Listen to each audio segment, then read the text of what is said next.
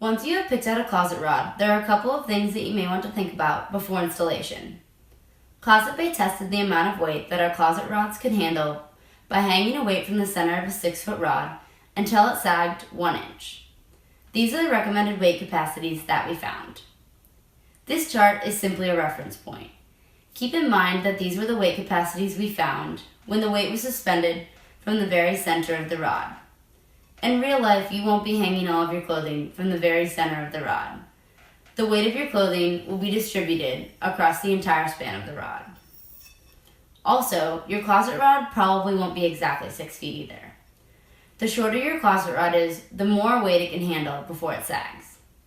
To prevent sagging, it's recommended that you use a center support or rod and shelf support for oval rods over 4 feet long, small round 1 1/16 inch diameter rods over 5 feet long, and large round 1 5/16 inch diameter rods over 6 feet long. If you are concerned about having too much weight on your closet rod, you can always use more center supports to help carry the load. You should also think about how much your clothing weighs and what type of clothing you want to hang on your closet rod. The weight of your clothing really depends on your personal wardrobe. Are you a big person or are you a little person? Do you have lightweight, warm climate clothing or heavy cold weather clothing? Do you have a lot of suits or do you have a lot of dresses? Generally speaking, shirts and dresses weigh about 1/2 pound. Jeans weigh about 1.5 pounds. Winter coats weigh about 2.5 pounds. And suits weigh about 4 pounds. If you want to figure out an approximation of how much your clothing weighs, grab a sample of your wardrobe.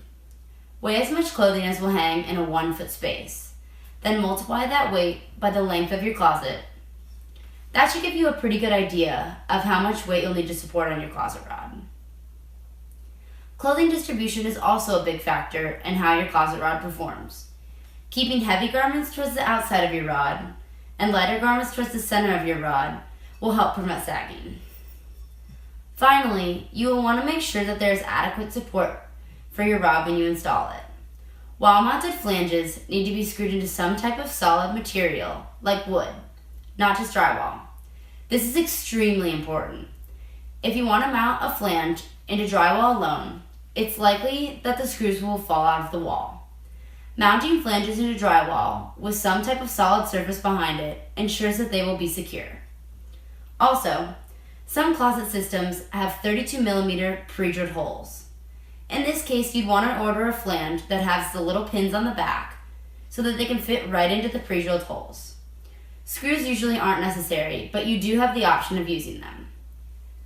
The way that you install your rod is vital to the amount of weight that it can support, so make sure that you install it properly.